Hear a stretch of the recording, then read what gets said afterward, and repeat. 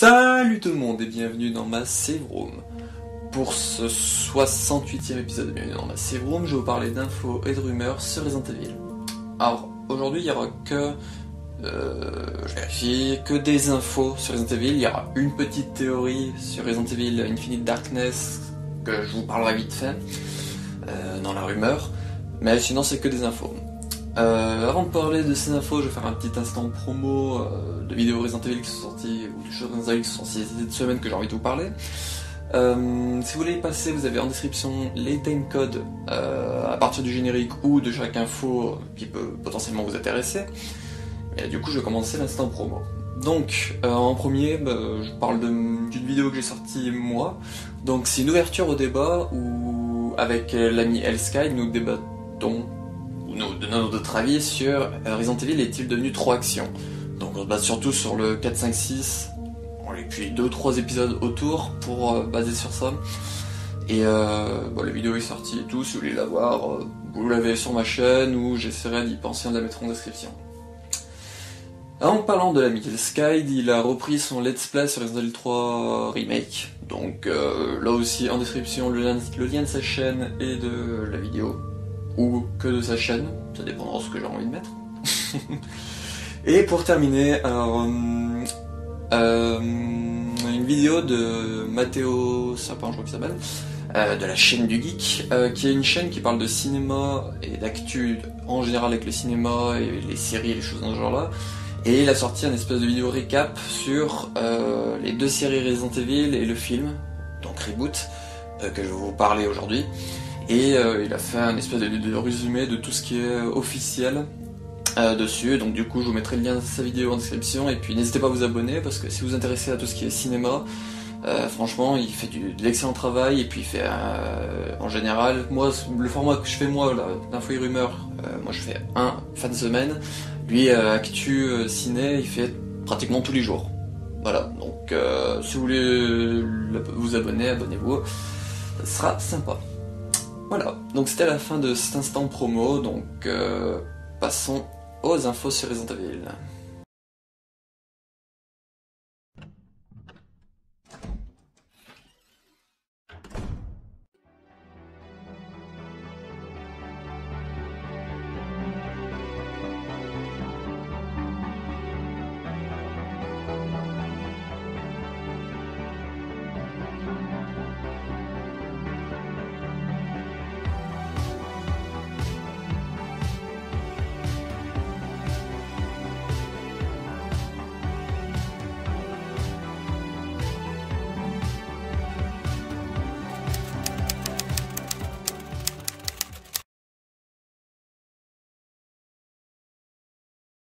Pour commencer, la petite info sur Resident Evil Resistance. Alors la semaine dernière, je disais que la dernière mise à jour planifiée était sortie et que la prochaine mise à jour devrait être une mise à jour de correctif de bugs. Donc du coup,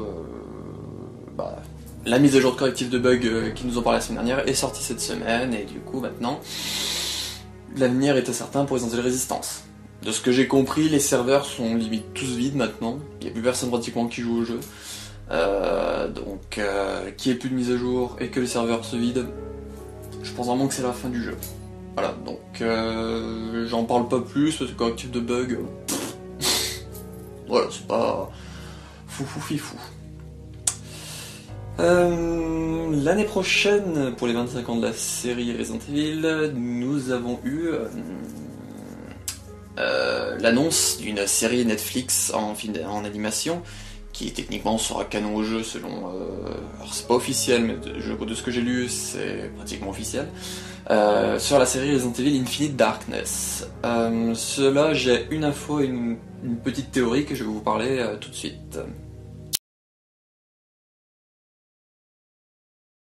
L'info Resident Evil Infinite Darkness, c'est un manga qui va sortir en 2021, donc l'histoire de ce manga sera basée sur la trame d'Infinite Darkness, donc avec Léon et Claire.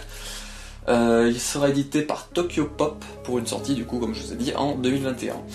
Alors, pour le moment, on n'a pas plus d'infos, ça a été annoncé la veille où j'écris, et j'enregistre, donc pour le moment, on ne sait pas plus, on sait juste que c'est prévu pour 2021, et que ça sera lié à Resident Evil Infinite Darkness, donc... de ce que j'ai lu en espèce de rumeur, ça pourrait être du complément à Resident Evil Infinite Darkness. Alors, vu que Resident Evil Infinite Darkness sera une série, donc ça sera peut-être quelque chose, un comics, un manga qui se passera avant ou après. Donc voilà, on verra. Moi, ça me hype de fou. Parce que les mangas, je les ai plutôt bien aimés, les Mara Daisy et Heavenly Island. Alors, qu'ils nous fassent des nouveaux mangas liés en plus à une série, donc à la série Netflix, ça pourrait être pas mal. La petite théorie que je voulais parler, donc c'est l'ami Wiper qui en a parlé sur mon serveur et du coup qui est vraiment pas complètement faux. Donc je vous avais parlé dans un des premiers épisodes de Bienvenue dans ma Save Room et d'Infos et Rumeurs qu'il y avait eu un leak d'un scénario qui disait qu'une série Resident Evil se passerait dans la ville de Clearfield, qui serait dans l'ombre de 3 mastodontes, donc je crois un asile, la ville de Washington DC et Raccoon City. Je sais plus, mais la troisième truc a un lien avec Resident Evil. Et du coup, la petite ville sera paisible, trucs comme ça, mais du coup, on cachera des lourds secrets ou des conneries dans ce genre-là. Je vous renverrai vers l'épisode si vous voulez le voir, où j'en parle exactement. Et l'ami Wiper s'est dit, et si ce scénario était celui de la série Infinite Darkness?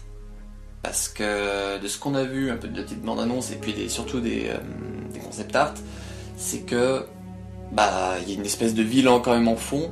Léon, il a l'air d'être d'un bâtiment assez classe et tout, ça pourrait être un bâtiment de Washington. J'ai un Pentagone, peut-être pas le Pentagone, mais peut-être un bâtiment spécial de Washington où du coup il y aurait une espèce de conférence qui se ferait attaquer. Donc à voir, mais voilà, je voulais en parler vite fait un peu de cette petite théorie de l'ami Wiper parce que franchement, ça pourrait être ça. Parce que moi, dans mes souvenirs, c'était un leak d'une base de Netflix, donc du coup, qui était techniquement officiel. Et vu que c'est pas celui des 2 enfants Wesker qui est la série live, techniquement, ça pourrait être celui de Infinite Darkness. Wally Walou.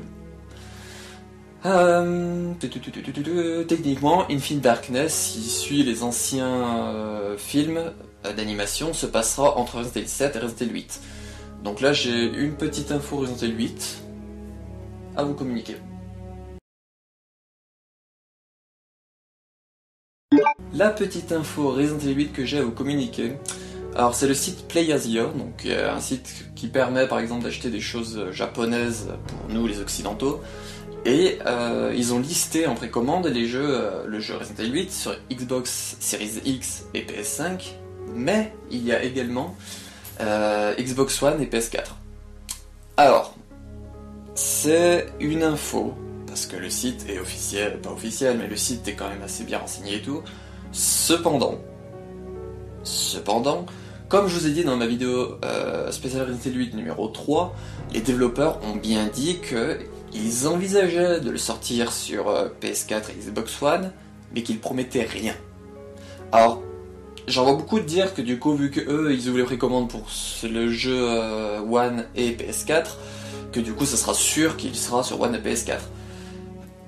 Franchement, gardez quand même les pincettes, parce que certes, c'est un site qui est quand même pas officiel, mais qu'il faut quand même croire, on peut quand même croire un minimum sur ce qu'il vend. Il peut potentiellement faire une erreur. Ils ont peut-être mal compris et que du coup, ils ont listé le jeu sur PS4 et Xbox One. Mais voilà, moi franchement je vous dirais vraiment de faire attention et de pas... J'y place dans l'info parce que c'est un site, et puis c'est acté quoi, on peut le précommander, mais n'y croyez pas trop non plus parce que je pense que si c'est pas bon, ils vont se retrouver avec des tonnes de précommandes qui vont servir à rien, qui vont devoir rembourser, voilà, donc voilà. Moi je dis juste de faire attention, de pas se dire ça y est, vu qu'ils listent en précommande, ça y est, c'est officiel, le jeu sortira. Voilà. Il faut garder en mémoire qu'ils ont dit qu'ils promettaient rien sur la possibilité qu'ils sortent sur PS4 et One. Voilà. Donc ça c'était ce que j'avais sur Resident Evil 8. Donc maintenant je vais vous parler du film reboot live. Donc on a eu plusieurs infos, donc je vous en ai parlé dans plusieurs épisodes qui voulaient commencer le casting et tout. Et là c'est le casting et on a 2 ou 3 choses, 2 ou 3 infos dessus que je vais vous parler tout de suite. Les infos sur le film Reboot Resident Evil, donc pour le moment qui n'a pas de nom. Alors, pour commencer, l'histoire prendra place une nuit fatidique à Raccoon City en 1998. La ville connue du lore Resident Evil est le centre d'une épidémie virale qui la détruira et changera le pays à jamais. Alors, là, je vais pas réagir tout de suite dessus, je vais vous lire le deuxième point qui est l'interview de Joan Roberts, qui est le réalisateur, et d'un des producteurs qui s'appelle Robert Kulzer. Voilà, donc je vais vous parler de ces trucs-là et puis je reviendrai sur le petit synopsis qu'on a pour le moment. Alors, Joan Roberts déclare dans un communiqué « Je voulais vraiment retourner aux origines des 2 premiers jeux et recréer cette expérience de terreur viscérale que j'ai connue en y jouant, tout en racontant une histoire humaine sur une petite ville américaine mourante qui soit à la fois proche et pertinente pour l'audience actuelle. » Robert Kulzer, donc qui est un producteur, a dit qu'on découvrira les secrets cachés dans les murs du manoir Spencer et Raccoon City. Alors pourquoi je liais ces deux choses? Parce que... Alors déjà, ce qui est excellent, c'est qu'il nous parle du manoir Spencer et de Raccoon City. Donc déjà, c'est 2 points bons. 1998, là aussi, on est bon. Cependant, l'histoire prendra place une nuit fatidique à Raccoon City. Sachant qu'il voulait faire retranscrire le Resident Evil 1 et 2, c'est un peu compliqué, parce que Resident Evil... Resident Evil 1, c'est en... Bon, je vais pas donner la date exacte, mais c'est fin juillet 98, et Resident Evil 2, c'est fin septembre 98. Donc il y a 2 mois d'écart, donc ça peut pas être la même nuit. Donc déjà rien que là, on sait que ça sera pas fidèle à 100% au jeu. Parce qu'ils peuvent pas nous faire en une nuit et 2 mois de trucs. Voilà, donc il y a ça, mais moi vraiment, je suis confiant. Du moins ça me donne vraiment envie. Parlons du casting, avant que je donne un peu mon avis global sur tout. Donc le casting, il y a plusieurs noms d'acteurs, donc il y a 2 noms d'acteurs que j'avais déjà parlé dans un info et rumeur qui avait tourné dans les rumeurs.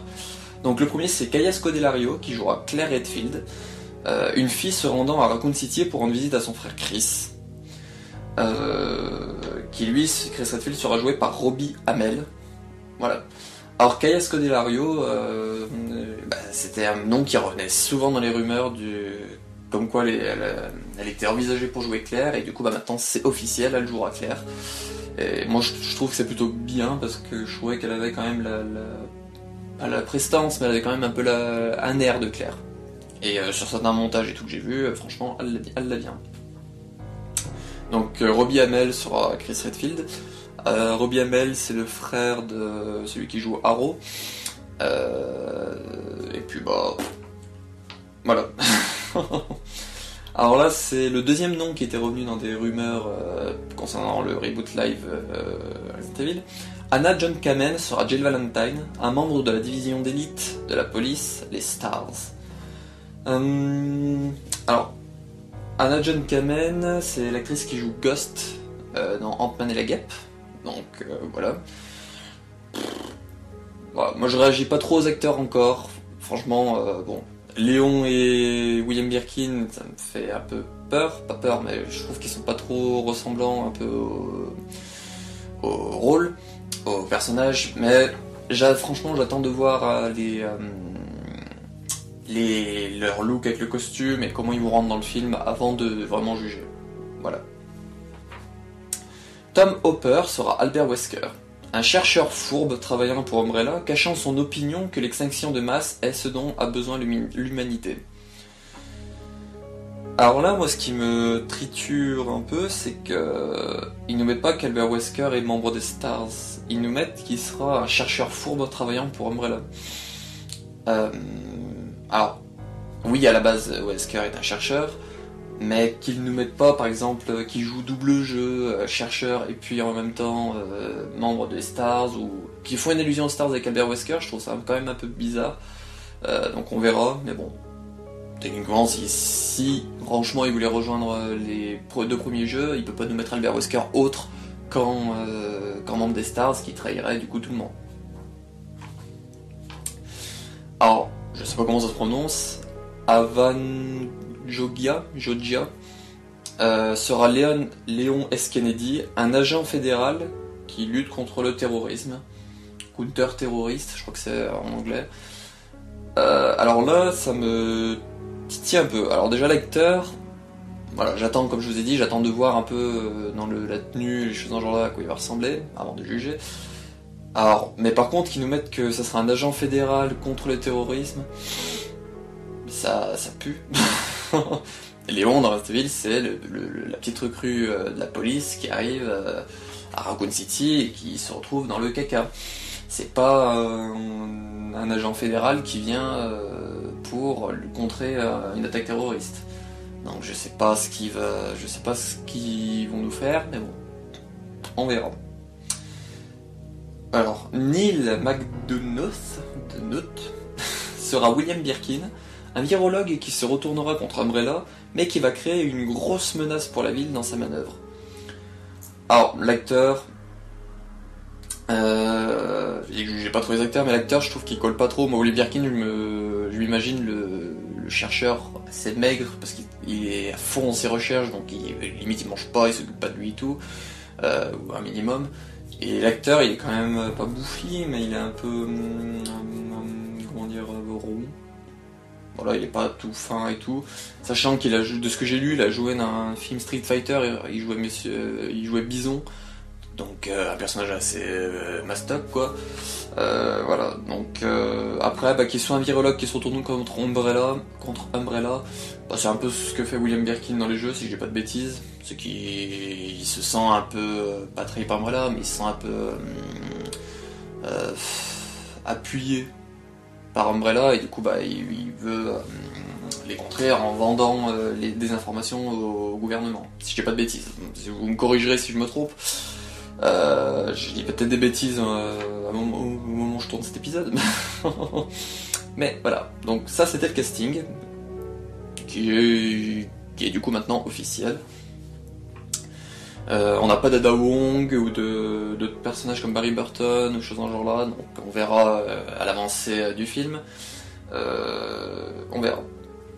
Pour terminer, donc le film mais la sortie serait prévue pour 2021. Le tournage est imminent parce que l'acteur qui fait Chris, donc Robbie Amell, a posté une image de sa caravane avec marqué Raccoon City Chris, et il avait aussi le script en main le 30 septembre. Donc techniquement ça fait bien 2 semaines qu'ils sont dessus, et j'ai hâte. Alors, pour faire un petit avis global, je suis très impatient par ce film. Genre beaucoup qui le détruisent, qui disent que c'est de la merde et tout, sans même avoir vu. Les gars, un peu d'ouverture d'esprit. Certes, ça sera pas fidèle au jeu, je l'ai dit plusieurs fois, notamment avec le système qui veut que ce soit Resident Evil 1 et 2, mais que ça se passera en une seule nuit. C'est un peu compliqué. Léon qui sera un agent fédéral, compliqué. Mais franchement, moi je pense que déjà ça sera plus fidèle que ceux de Anderson. Donc déjà rien que là, je suis désolé, c'est déjà un peu plus intéressant parce que si c'est plus fidèle, ça donnera plus envie d'y voir. Bien que les films d'Anderson, j'aime plutôt bien les regarder, sauf les derniers. En parlant de fidèles, ils nous mettent des acteurs quand même, pas des acteurs mais des personnages qui sont dans les jeux. Ils nous mettent pas Alice, et puis la random squad du premier film, Matt, le random policier du premier film et tout. Là, ils nous mettent directement des grands noms. Jill Valentine, Claire Redfield, Chris Redfield, William Birkin, Albert Wesker, Léon Kennedy, et sûrement d'autres. Donc là, déjà, ils ont saisi un minimum qu'on voulait voir les personnages des jeux. Voilà, donc moi, franchement, je suis impatient, j'ai hâte d'être en 2021 pour voir ce film. Donc, et voilà, c'est terminé pour ce 68e épisode de Bienvenue dans Massive Room, si j'ai pas de bêtises. Donc, Info et Rumeurs numéro 35, si j'ai pas de bêtises, donc j'espère qu'il vous aura plu. Franchement, 2021 va être une année folle. Hein.